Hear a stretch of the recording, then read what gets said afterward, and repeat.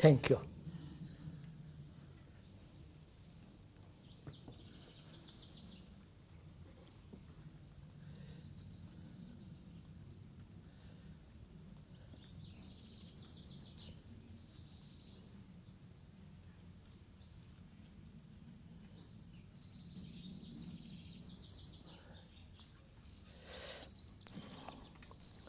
This is a discussion or a dialogue, and what shall we talk about? So last Sunday we talked about the art of observation and the art of learning. It seems to me if we would find out exactly what that is, perhaps we wouldn't have to come back every year and ask you. We could observe things ourselves. If we could learn, if we could find out what you mean by the art of listening, the art of observation, the art of learning, if we could find that out, we need not come back every year here. Sir, could we tie into that perhaps the meaning of psychological registration? Psychological registration. Would you go into that? Is there any relationship between love and freedom? What is the relationship between love and freedom? Is there any relationship at all? Psychological death. Psychological? The experience of psychological death. Psychological death. Would you discuss psychological death? Is there any deep silence in the mind? Is it possible? Silence of the mind. The meaning of life.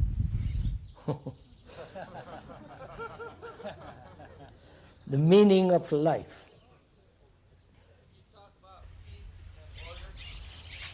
Peace. Oh. Peace and order. Talk about peace and order. On Saturday, you said God did not create man, but man created God. Would you elaborate on that subject? Would you talk over together what you mean by man created God, God has not created man? Now, which of these questions do you want to take up?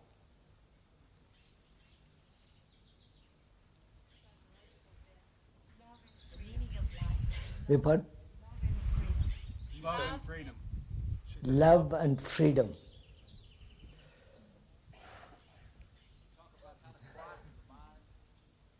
Come on. What's that? Could you talk about quieting the mind? Could you talk about quieting the mind?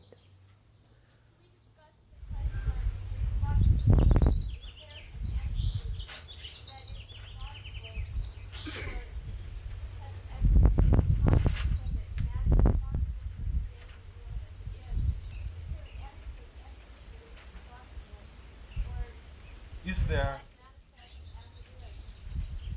there an entity which is responsible? Is there an entity in us which is totally responsible for all our actions? Is that it?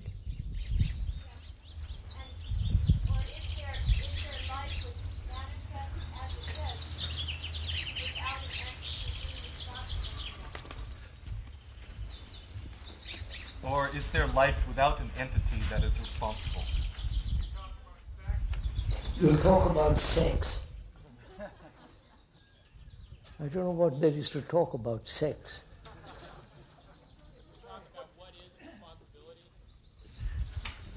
What is responsibility? Now, just a minute, sir.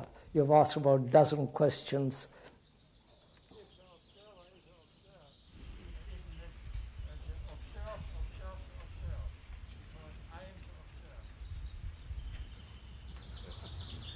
So what do you mean that the true answer to a question is the question itself? Because you discovered that principle?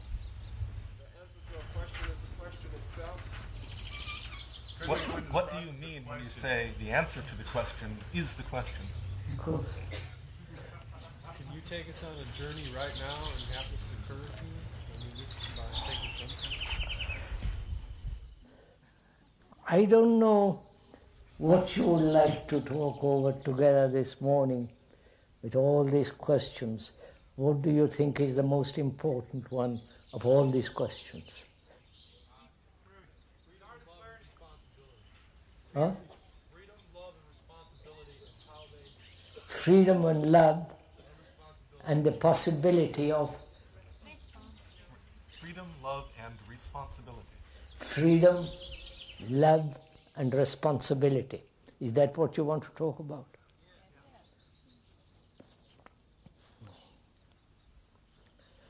I wonder what we mean by responsibility.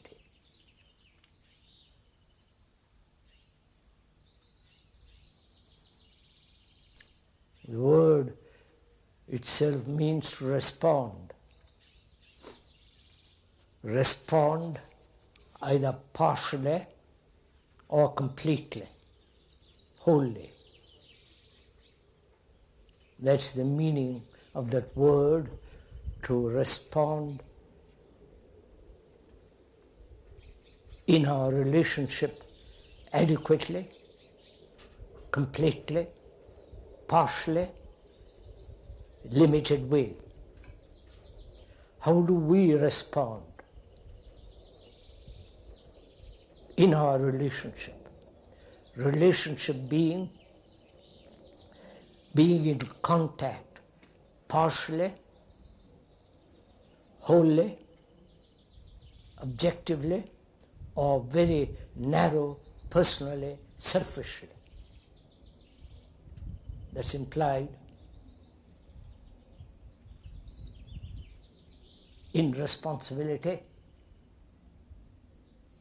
I wonder what we mean, not only by the words, but how inwardly we respond in our relationship with another.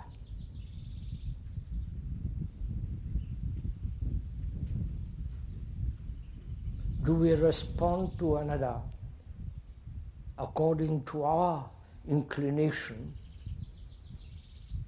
according to our tendencies, desires, or do we respond to the other's desires, to the other's idiosyncrasies, to the other's partiality, or do we respond totally, wholly, completely, without being personal, selfish, narrow, limited? Right? So that is the question when we talk about relationship, responsibility, and when we talk about freedom. What do we mean by that word? Each one translates that word according to his own opinion, experience, according to his own knowledge, conditioning, pleasure or displeasure. But does all that indicate freedom? I'm asking. And also, when we talk about love, what do we mean by that word? Love of the country, love of the family, love of the beautiful, love of one's wife, husband, children, the nation, love of God, love of virtue, and so on. Sexual, sensory, all that's implied. So this is a tremendous question. It's not just a thing to be played around. what do we mean by these three words? Love, freedom, and responsibility.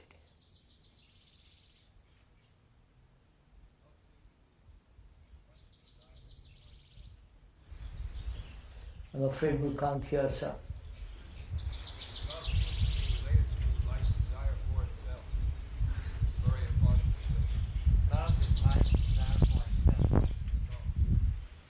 Love, he says, love is related to life's desire for itself.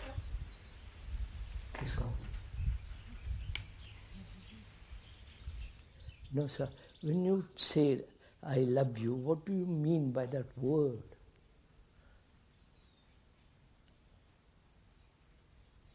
And what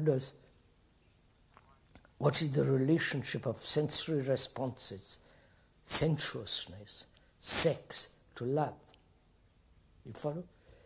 And freedom. That's a tremendous word, the content of that word, like love. Freedom. Is it possible for man to be free? Or is he always free in the limited circle which he has woven round himself? And the word responsibility.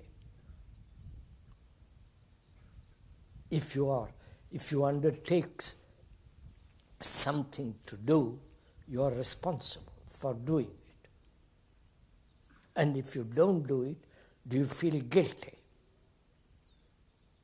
All that's implied in that word is responsibility and relationship.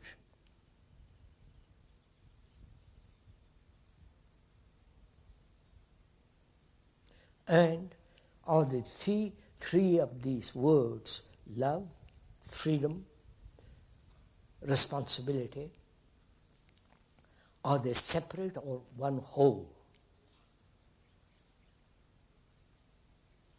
Are they a unitary process, holistic, or there are three separate activities and human beings are trying to integrate the three? I don't know if you're following on this. Which is it you are in this dialogue attempting to do? We are two friends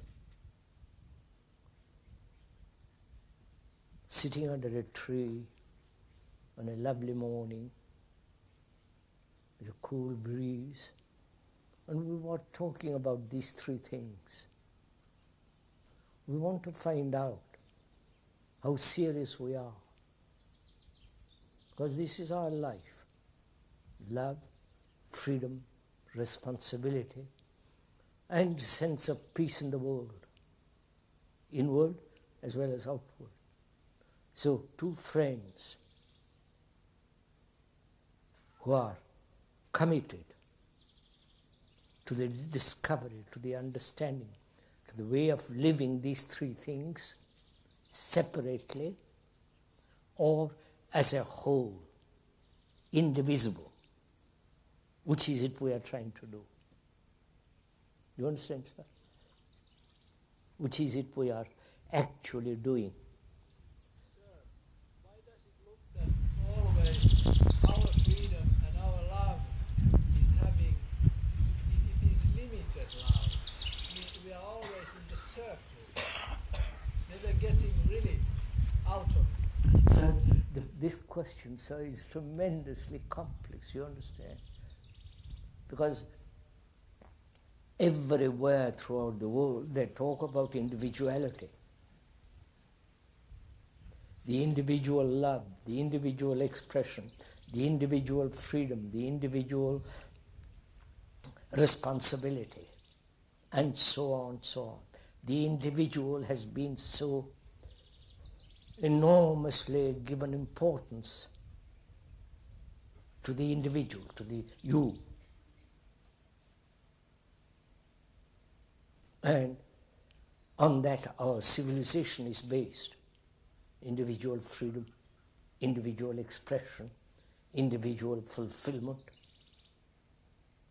That's the culture in which we live.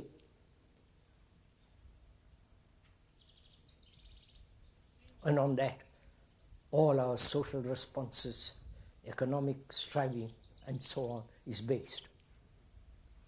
What relationship has this whole individual concept to love, freedom, responsibility?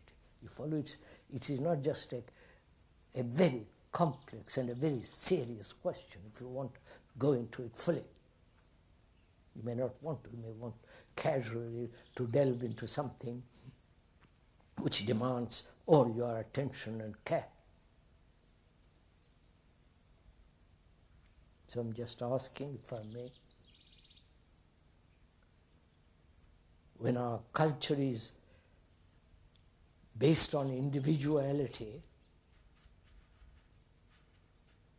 the voting, the elections, the whole setup of governments, freedom of choice, freedom of individual striving, individual ambition, individual competition, is all that is our culture, religiously, socially, and culturally. Individual painter. The old cathedrals in Europe there were no individuals. They built it. One doesn't know who built it. And so on, so on. So, this question, when we want to discuss it, as two friends who really want to go into this, where shall we start? You understand? I mean, what? Let's start by hearing what you would like to say on your heart. Let's start by you saying what you would like to say from your heart about it. We're two friends. Is it possible then for us to look at these three things holistically as a whole? Is it possible for us to Look, madam, this is our question. The individual, freedom, and responsibility, love. And the individual, the you, the me, is given tremendous importance in the context of all this. And how do you approach this question? What's your, as a friend, I ask you, I say, look, how do you come to this question? How do you receive this question?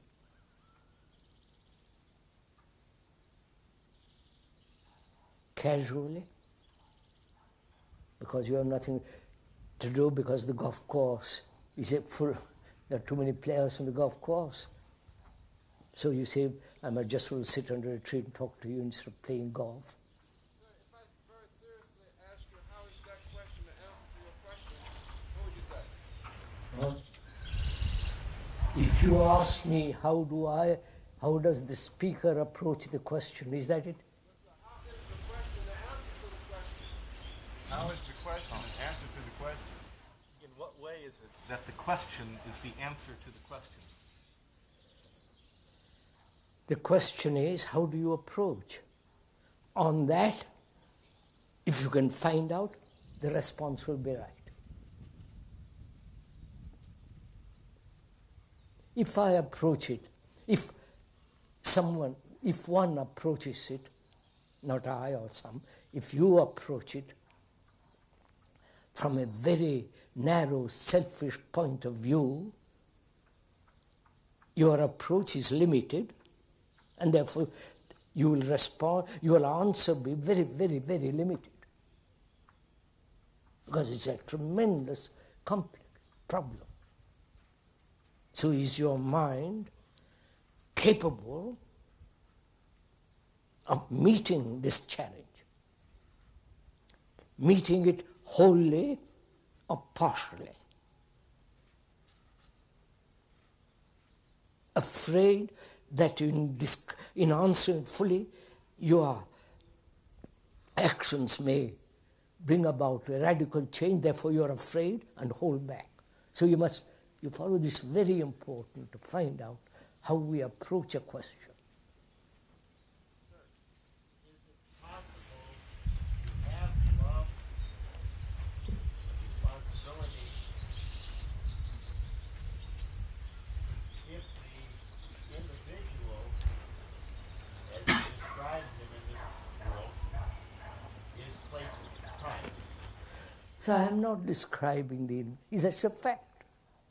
That's our culture, that's your culture. The American culture, American civilization, American growth, evolution and so on, is based on the individual. The individual achievement, the individual success, the individual competition, the individual creativeness. You follow? All that's there. And what is the relationship, please, between that individual and love, freedom and responsibility?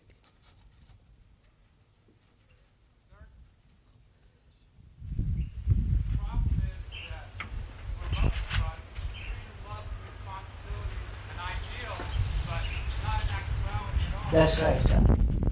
For most of us, freedom, love, responsibility, just an idea, an ideal. It has no value at all, these ideals. What is real in our daily life is our individual desires, individual sexual demands, individual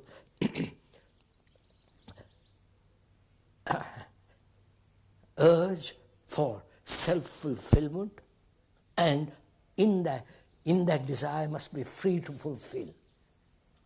That's all we are that's all we are concerned. Not about love, freedom, responsibility. That's all just words. Sir, if we cannot answer the question, because the question throws us into the distress of relativity and non-meaning, how do we deal with the distress of our incapacity to answer the question? I'm doing it. We are trying to find out.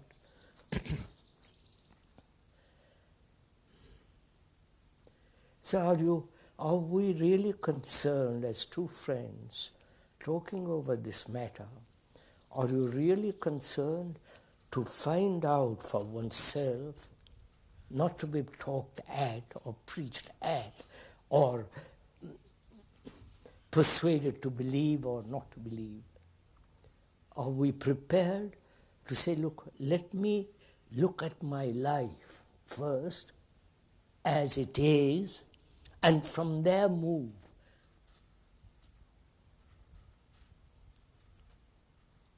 You understand my question?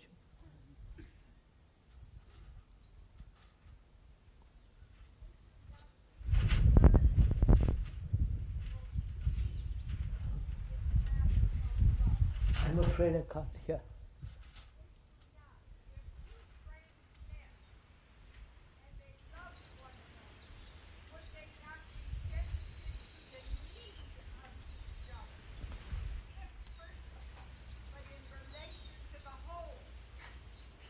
If two friends met and they were friends, would they not be sensitive to one another's needs, to the whole of one another?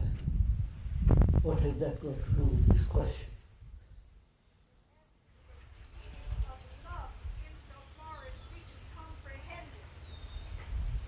That's what love is, as far as we can know it. So, how can we? We're all offering opinions, judgments. Let's find out. Are you responsible in the full meaning of that word to another, to your wife, to your girl, to your boyfriend or husband? Are you totally responsible? That means care. Means attention, love, in which there is no personal demand.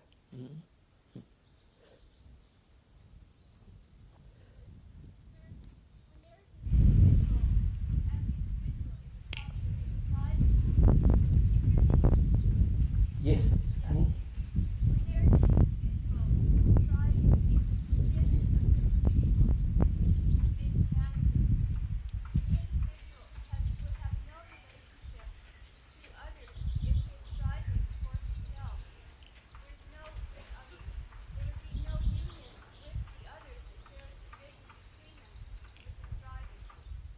Individual in a group, the individual who is striving cannot have any relationship with the other people in the group. Obviously not.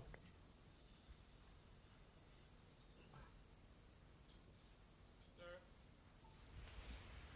I'm involved in a relationship and I see pain and I begin to respond to it, and then my mind, thoughts come into my mind and I see that I'm not responding fully.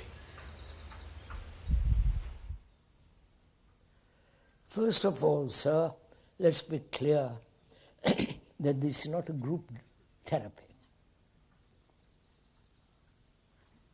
And we are not confessing each other our sins, our faults, and exposing each other. But we are trying to inquire into ourselves, to what are we responsible for? Responsible meaning, that word means to respond sensuously, intellectually, emotionally, romantically, from your heart, from your mind, sensuously. Now, are we aware of our responsibility to another? Intimate or not intimate? What is that responsibility involved? If one has a family, please just go with me for a little. If one has a family, wife, children, are you responsible for those children?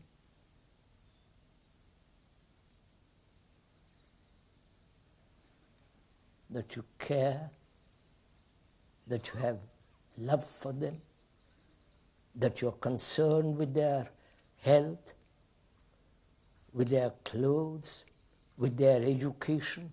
Are you concerned that they become healthy, good citizens? Or you have no time at all for them because you have to go out and earn money as the man and the mother and the father, as they do now, and have very little time for the children. So that's a fact. So where is your responsibility?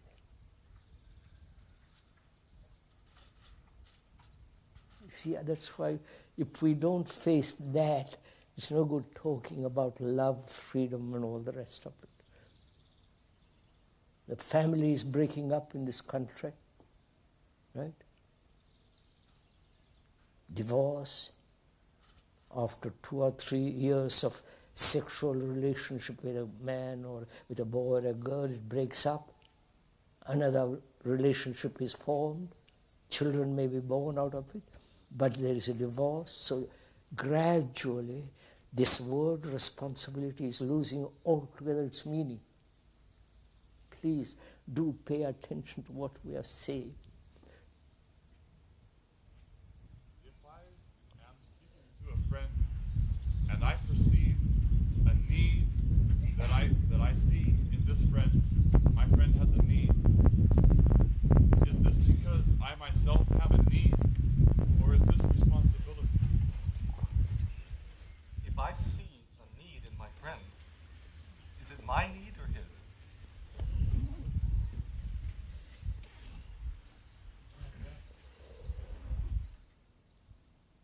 suppose, I'm not saying it, suppose if I need an audience like here for my fulfillment, for my pleasure, would you help me to fulfill my pleasure, my desire to have a large or a small audience to whom I can talk to? Would you help me? Or would you say, don't be a fool?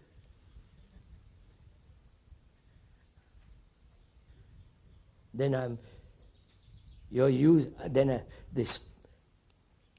using you for my satisfaction, for my glory, for my aggrandizement, and so on. You asked a question. Let's finish. Sir. You're all too. Please stick to one thing. Would you kindly? That is, are we responsible for the earth on which we live? You understand? The trees, the mountains, the waters, the forests, and the beauty of the land, to maintain it. Or we're gradually destroying everything. Because we must have more car, more pleasure, more. So you don't face all these things. If I feel a special responsibility for my wife or my child or my piece of land, does that deny my responsibility for the whole? No, on the contrary. There is, would you listen, sir? There is feeling of responsibility and feeling responsible for. You see the two different things? That is, one feels responsible for this grove, for this beautiful place, or you feel responsible. When you're walking down the road, you feel responsible to pick up a piece of paper that's been thrown down. You feel responsible. So you're wherever you are responsible for everything around you. But if you are merely responsible for this one little thing, it becomes that responsibility assumes a very narrow, rather shoddy little meaning.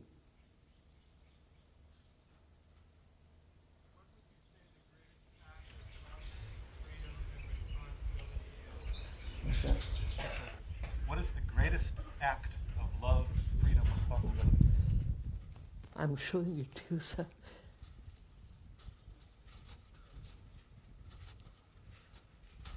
Do you, if one may ask, do you feel responsible that way? The whole of mankind, not just your children. If you have children, do you feel responsible for those children? To see that they have right education so that they won't be killed in a war. They won't become mediocre.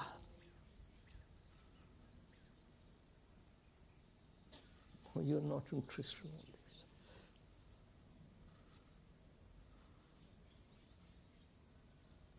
this. So one asks, what are you interested in? I think that's a legitimate question. You can talk about love, freedom, and the beauty of the sky, but there's only outside interest.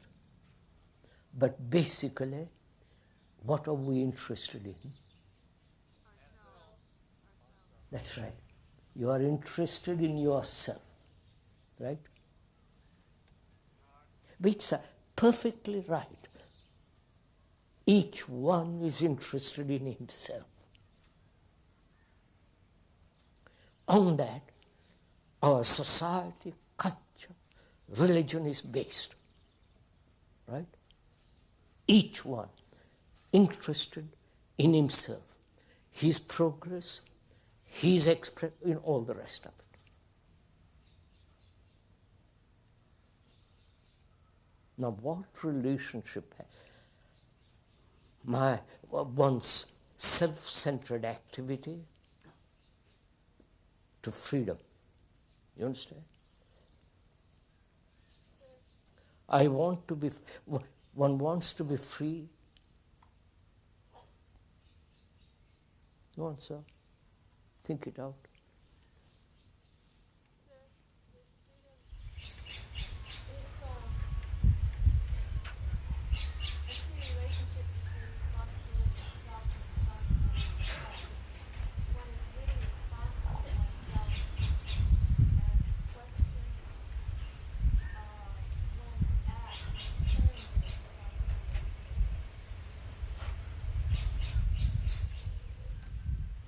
Says there's a relationship between responsibility to oneself and responsibility for the whole.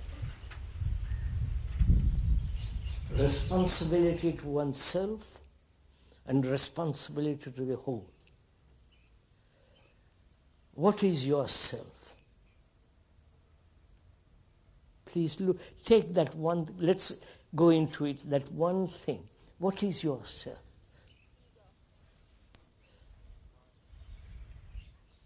Or you're not the result of your parents, genetically, heredity, or you're not the result of your culture, of your religion, of all the literature and so on. And you are that. And the European is that, Indian is that, right? They are the product of their environment, of their culture, of their religion, of their social condition, economic and so on. And they have produced this society in which we live. Do you, as a human being, realize that we are all one, basically? Not as an idea, but as a fact.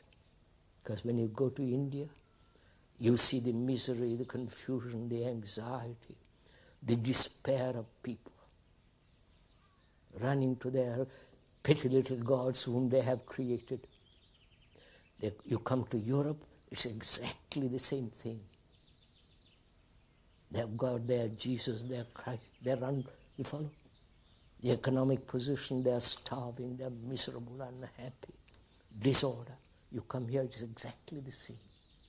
So, if you are responsible for all mankind. You understand? Sir, when you say that humanity is basically one, No. wait a minute, do you mean that the conditioning is basically one, or that beyond the conditioning we are one? No, I'm sticking to the condition, not beyond. You can only find out what's beyond when you are free from one's conditioning. So, if one realizes that all human beings go through this extraordinary misery, confusion, anxiety, sorrow, right through the world. You understand, sir? Right through the world. Not you go through it, but every human being goes through it. Africa, China, Australia, here, everywhere. And you are that also. You're part of all that. So if you are responsible for all humanity in that sense.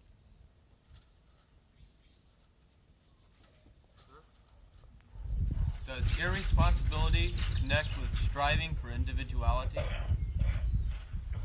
Is irresponsibility, Yes, sir. is that related to striving for individuality? That's right. Is irresponsibility, the question asks, striving for individual fulfillment, is that irresponsible? It is, obviously. You understand, sir? First, to realize, not verbally, but in your heart, in your blood, in your whole thinking, that human beings right through the world go through the same agonies that one goes through. The loneliness, the despair, the depressions, the extraordinary uncertainty, insecurity, whether they live 10,000 miles away or 2,000 miles or here. They're all psychologically bound together. If one realizes that profoundly in your guts, in your blood, in your heart, in your mind, then you are responsible.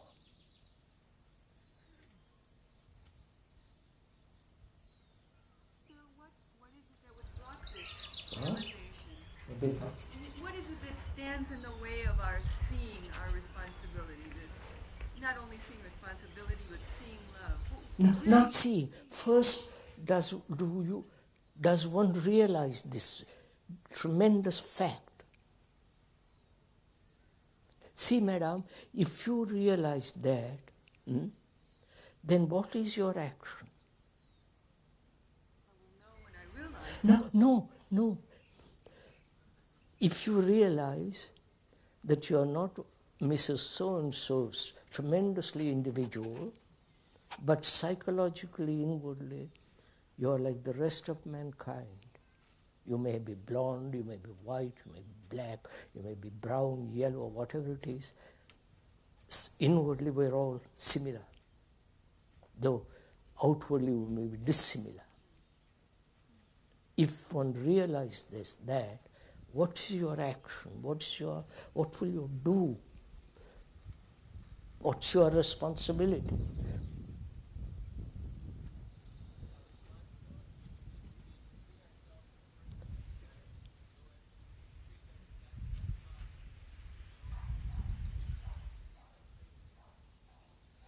Wouldn't you then ask a simple question? Is it possible for the person who sees this, is it possible for that person to change, not follow the current? That is the central question. That is the responsibility.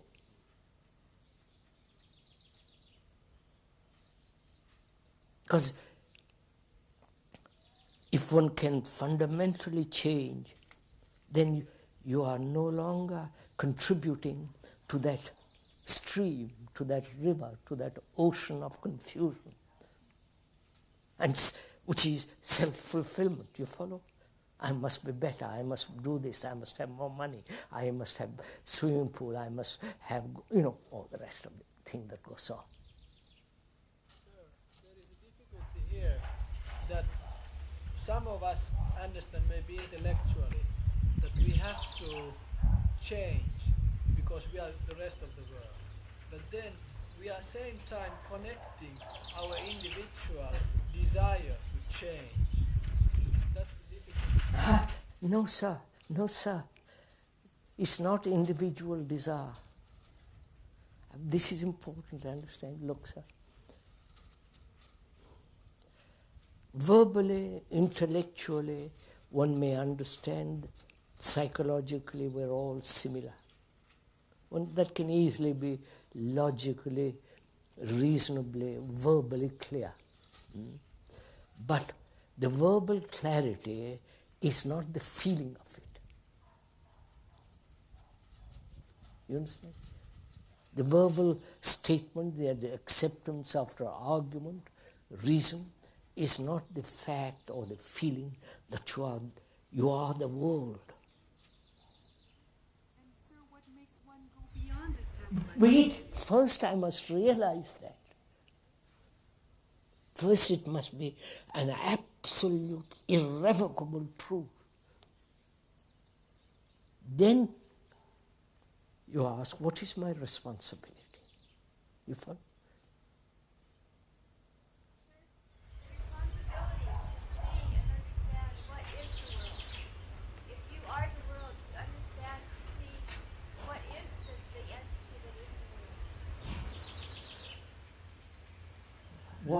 What is the entity? What is the world? It says one's responsibility is to see what is the entity that is the world.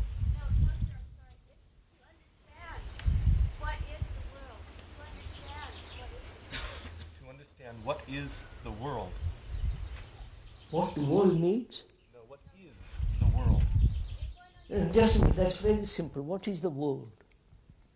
There is the outer world and there is the inward world, right? The outward world, you know what's happening. I don't have to describe the outward world.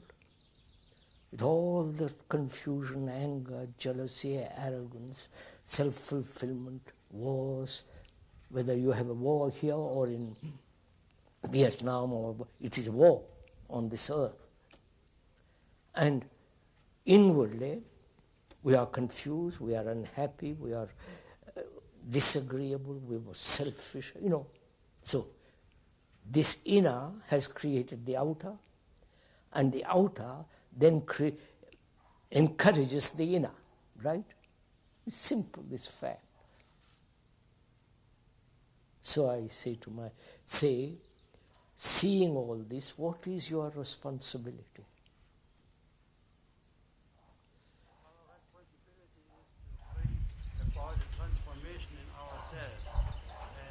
There is no transformation of yourself. You haven't understood this thing. And for this, the observer is observed is a key, because if the observer is observed, then the anger in my mind looks at anger, and that is the end of it. It remains with the fact.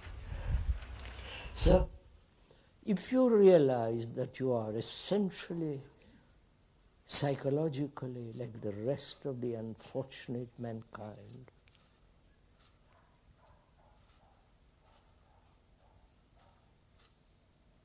what is your response?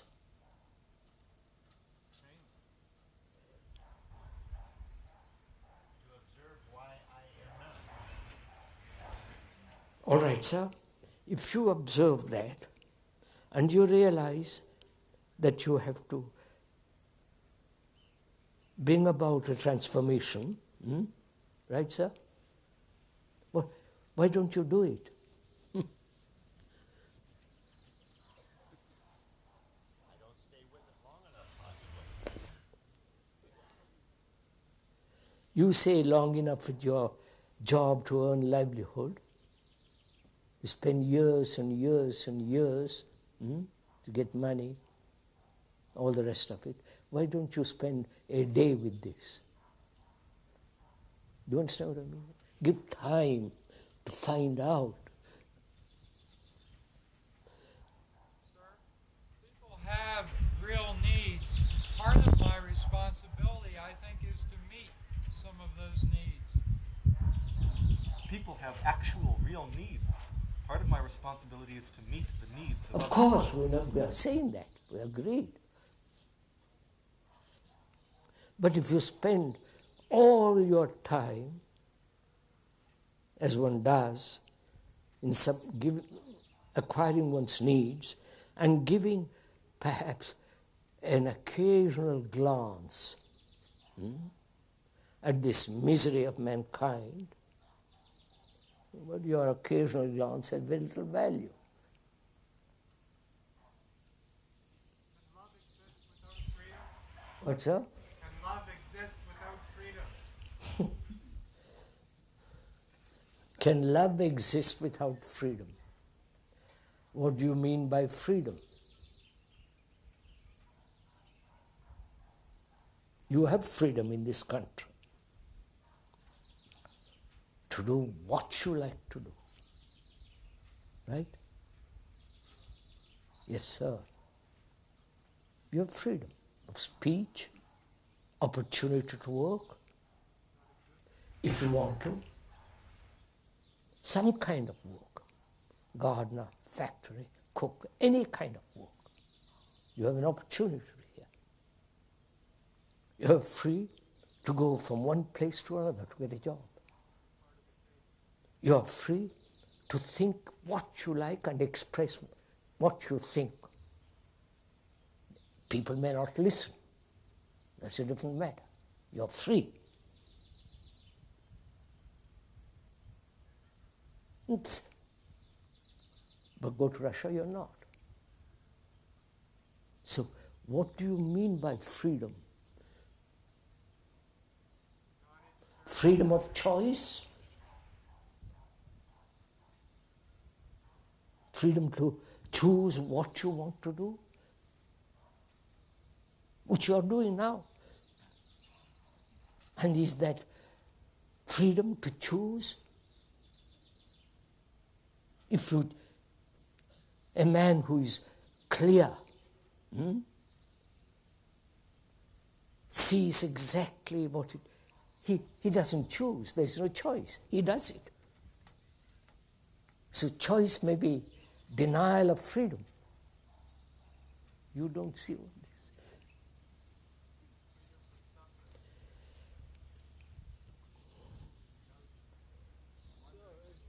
Excuse me, I think that we missed, at least I missed the central point of your stating that we are the world, and I think that's the central point. Yes, sir. In this discussion. Yes, and the understanding seems to be intellectual. So, if it is verbal, intellectual, how will you make or find out not to make this truth merely a verbal? You follow?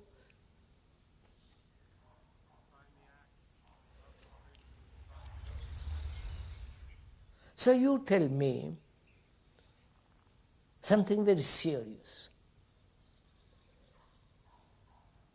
something that is very, very, very important, and you want to convey it to me, and you express what you have to say in words, clear, precise, actual, the meaning of every word you have employed. And I accept that. I see you're perfectly right. I see your reason, your logic. There's clarity, there's sanity behind it. But it is all up here. I don't feel it. I don't say, by Jove, how true this is. And to me, the mere verbal expression and clarity of verbal statements have very little meaning if I don't live it, find out the truth of it.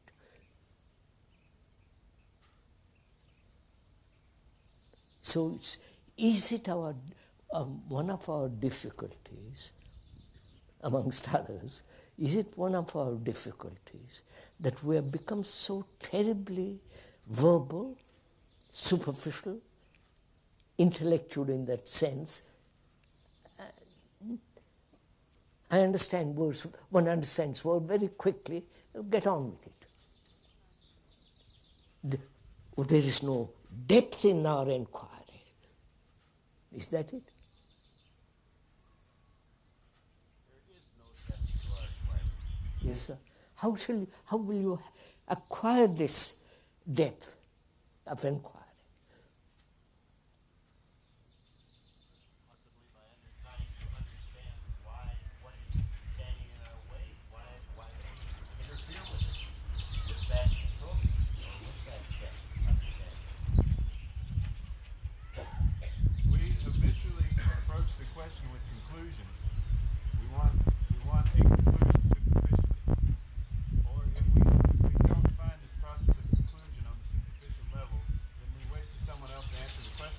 That's right, sir.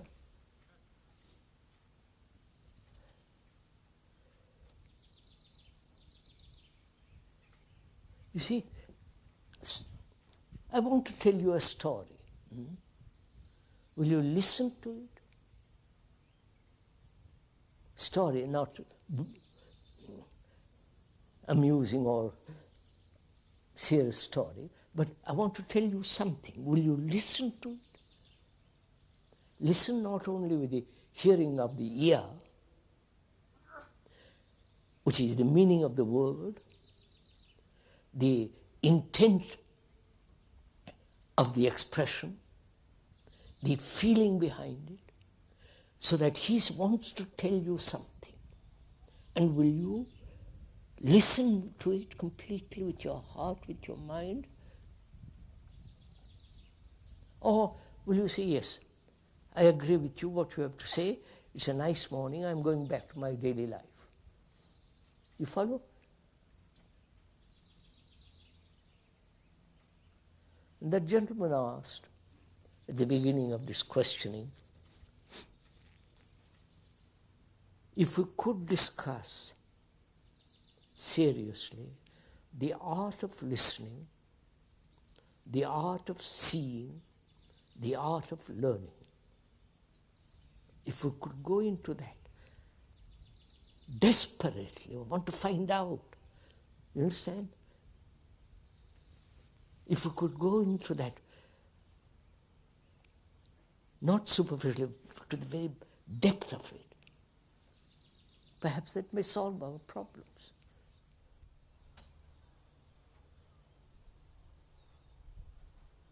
Because that involves a great deal of attention, a great deal of comprehension together. I can't listen to, one can't listen to one's own voice eternally.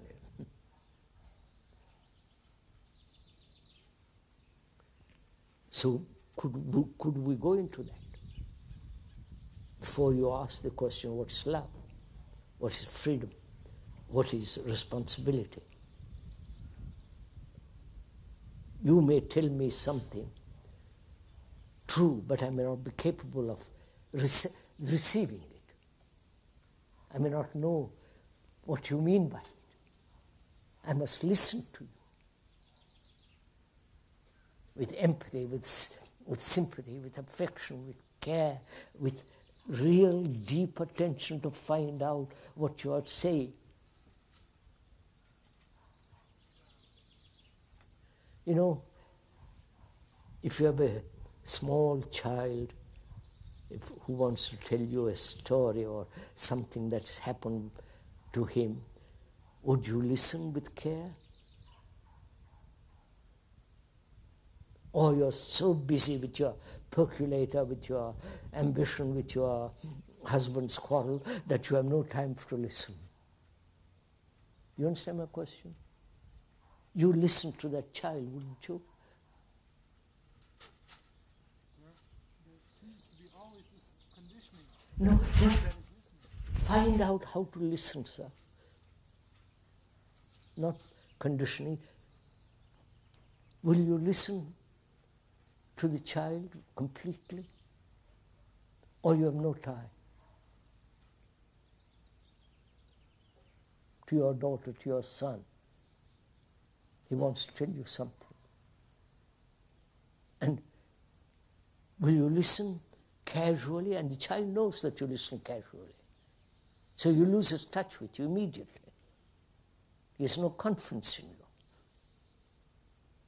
Because you are concerned about yourself, all the rest of it. So he says he goes to somebody else. Or he runs away from you. You follow? This is happening, for God's sake. So will you learn the art of listening?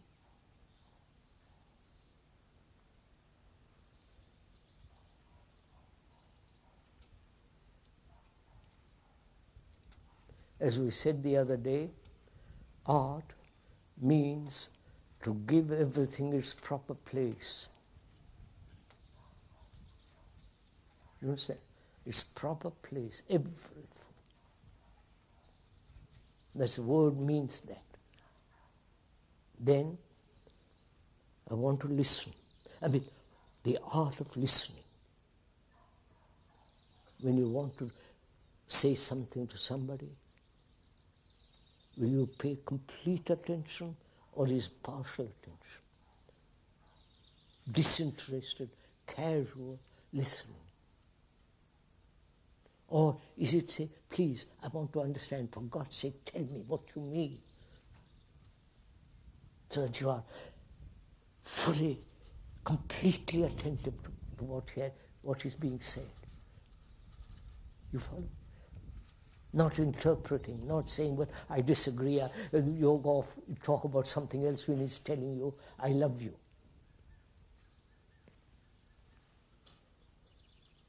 Will you listen? Or only listen when it gives you satisfaction? Or when something is said that will give you pleasure? You won't listen to a man that wants to hurt you.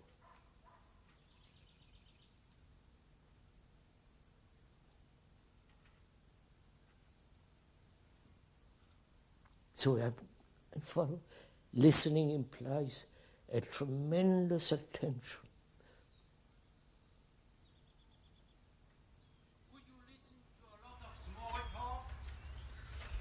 Would you listen to a lot of small talk? Would you listen to a lot of small talk? That depends. I wouldn't personally, but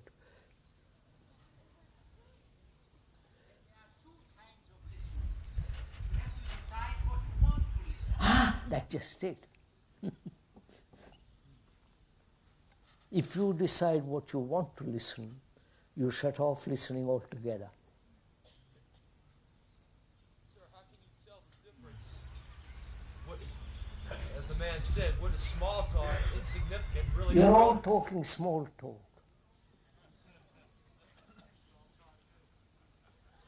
Therefore I'm listening casually. But if you're serious and say, look, I want to understand something, completely tell me. Then we can meet each other. That's why, sir, do you remember that fact, which is quite extraordinary if you go into it? You ever heard of the Buddhism? The Buddha, 500 BC, he talked about love and all the rest of it. Long before Christ, long before. And he preached for 50 years. And he had 2 disciples amongst many who really understood him, not intellectually, understood him, lived with him, comprehended his depth, his beauty. And they came every day to listen to him. They didn't say, well, I'll just listen to you, I've got it all, and went away. They came because there was beauty in what he was saying. And these 2 disciples died before he died. You understand what it means? I wonder if you understand what I...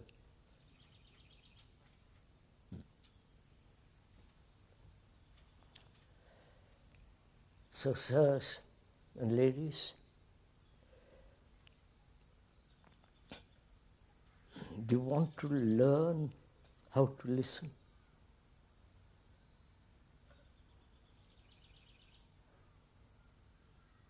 And the art of seeing something, the trees, the hills, the mountain, your wife, your friend, your whatever it is, to see it as though for the first time. Not the routines. To look at the familiar face and look at it as though you are meeting it for the first moment. That can possible only when you have all the memories that you have accumulated from about that person drops away and you can look. You understand? And we went into the question of learning. If you've gone into it, you'll find out what it means. Learning, which is not merely the accumulation of knowledge, and acting from that knowledge, therefore, that action is always, ever incomplete And therefore it always brings regrets, confusion, misery.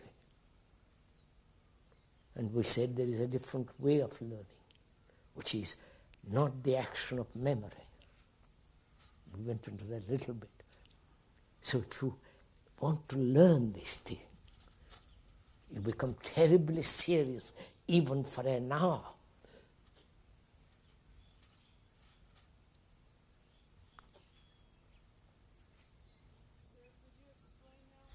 How man created God? Would you explain how man created God? If we can't listen, what good would your explanation be? What would your, as you point out, Madam, what would you say if you are not conditioned by your religion, by your fears? What would you say about God? Of course, God is a marvelous investment. You can preach about God and make a lot of money, as they are doing. So if not, please listen to this very carefully. In India, they are conditioned one way. You understand? They believe in different gods. You come to Europe, they believe in a certain God and his God's son. Absolute. And so on. And there are people who have never heard of Christ. And they say, what it is? Who is he? My God is more important than that man. So it all depends on your conditioning. Right? One doesn't see this. When the mind is free from that conditioning, what's God?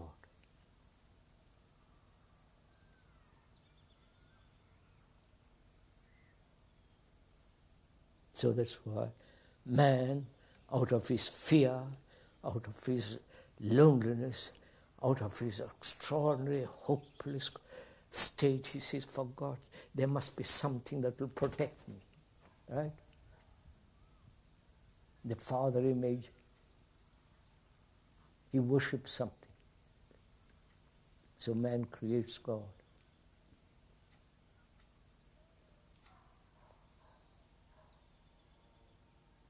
So, sirs, we come to the point. What time is it, sir? It's 25 of 1. So would you, two friends talking over, are they listening to each other? Are we listening to each other? What's that? How is your question the answer to your question? You're going back to that. Look, sir, I asked day before yesterday, we said, what is the root cause of sorrow? You understand? Can sorrow ever end?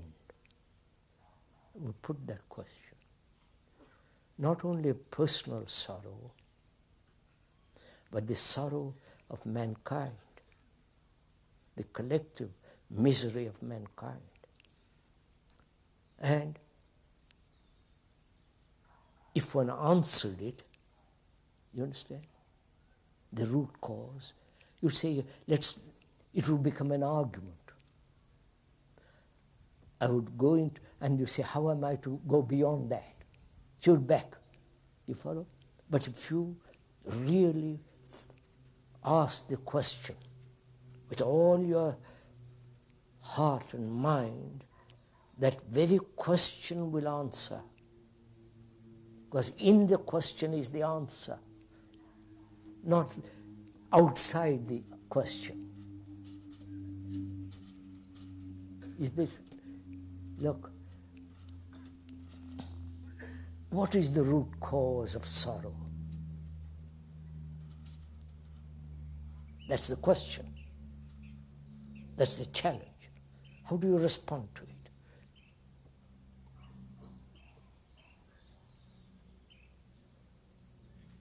Either you say, I don't know, which would be logical, sane, and I don't know, because you may never have even asked such a question. But if you are here, you're good enough to be here, and you say, what is the root cause of it? I'll tell you. I can tell you, but what?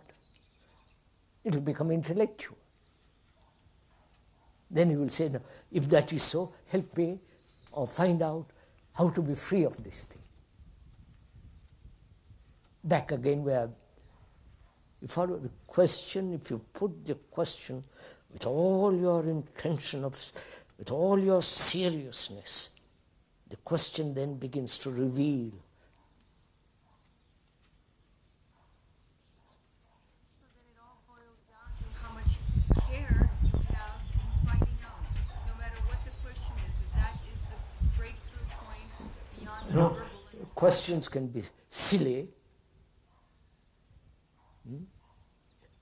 very, very personal, or very superficial, or meaningless questions. But if one asks such a serious question as this, whether mankind, whether you as a human being related to the rest of the world, whether you as a human being can end your sorrow, which means to discover the root of sorrow, then you have to give your tremendous attention to a very serious question. It isn't a casual, superficial question. This mankind has asked this question. You may not have. Men who are very, very, very serious, who have devoted their life, given up everything, you follow, to find this out.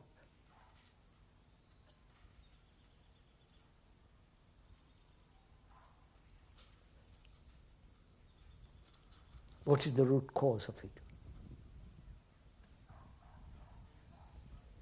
What's that?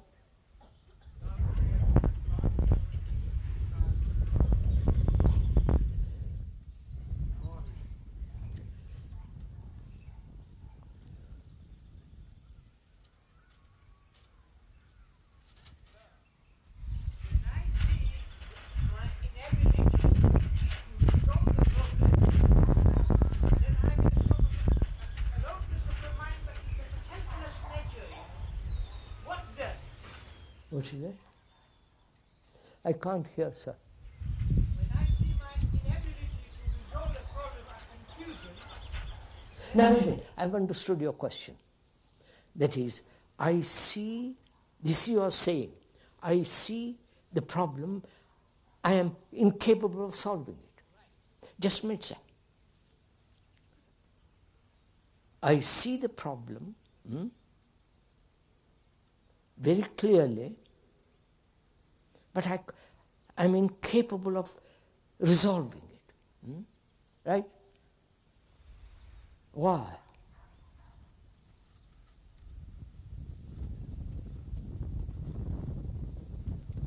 Why is one, please listen to this, why is one incapable of solving psychological problem? You understand? Why?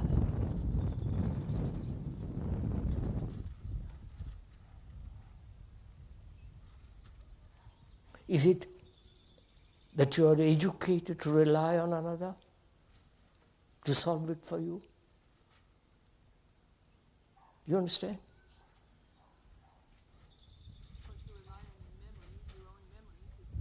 Just look at it. Why is it that you are incapable of solving your own human anxiety? Let's take anxiety. That's a common problem of all mankind, anxiety. Anxious of tomorrow. Anxious about anxiety. You understand that word? Why can't a human being solve it?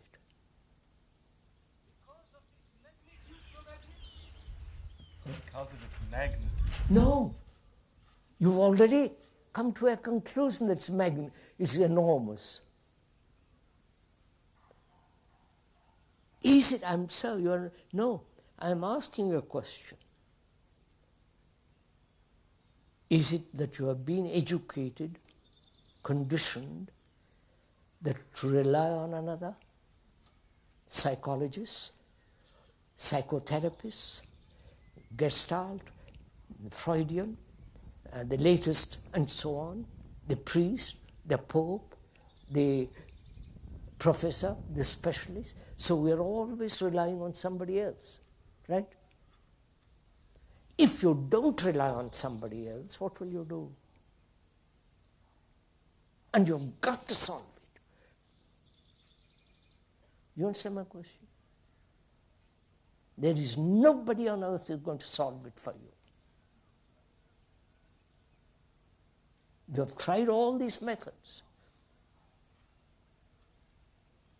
You've been to Japan, Zen, every type of search you have done. And you haven't solved your anxiety. So you realize, nobody can possibly help me with this. I've got to solve it.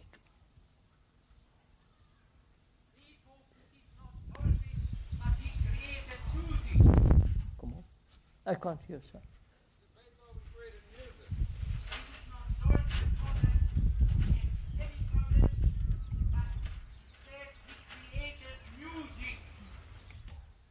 Beethoven, he had many problems. He didn't solve them. Instead, he created music. Ah.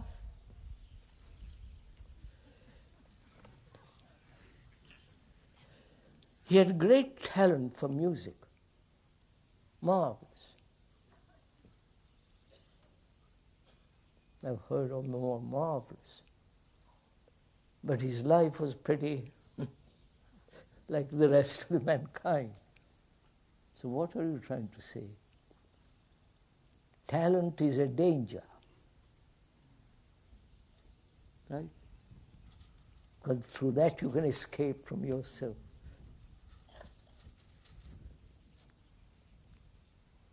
So, sir, as nobody can solve your anxiety, group therapy, all the things that mankind has tried, not only this generation, through past history, you understand?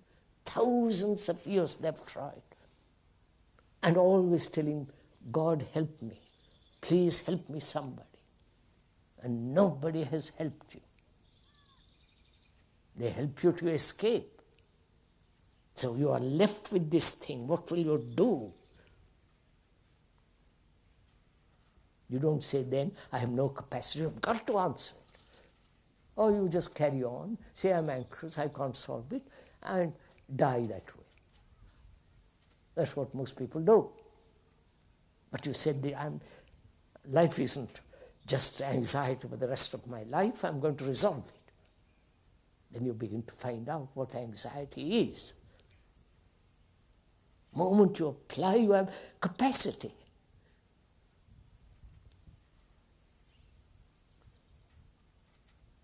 But one loses that capacity when one depends on another. That's common wisdom, common sense. Sir, do we all have that capacity? Absolutely. If you say, sir, haven't you capacity to earn livelihood, money, cars, sex, houses, swimming pools? One has tremendous capacity and energy. Only we apply it in one direction and not to this at all.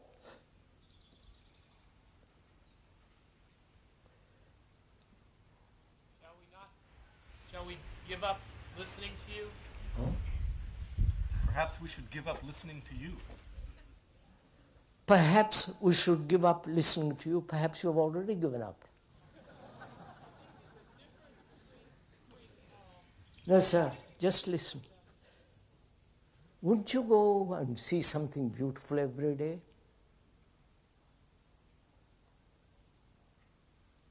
Wouldn't you? Beautiful trees, the mountains. Every day the light changes, different shadows. The wind, the breeze moves different leaves. You go and listen, see it every day. In the same way, when somebody is telling truth, you go and listen. There's such variety, such shape, such...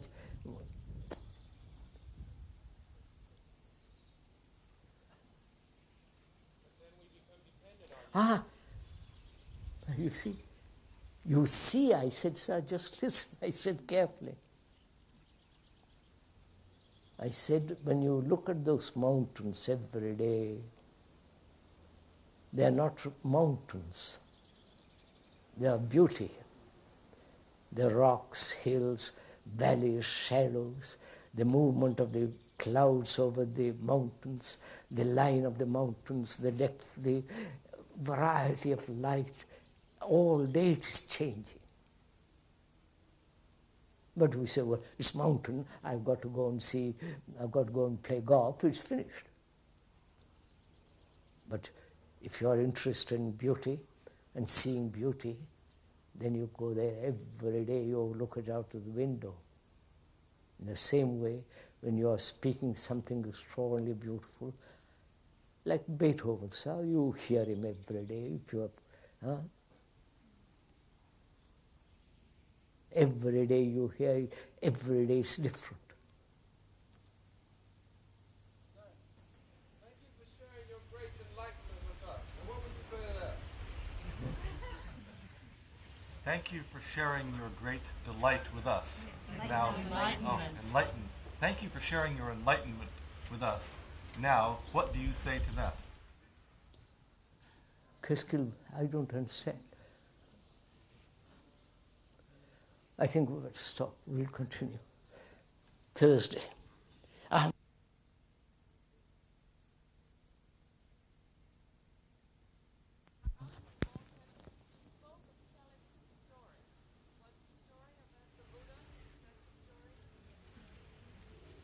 She says, you spoke of telling a story. Was that the story about Buddha? No. Just a story. You didn't hear. That child wants to tell you a story. How you listen to that story, that's all.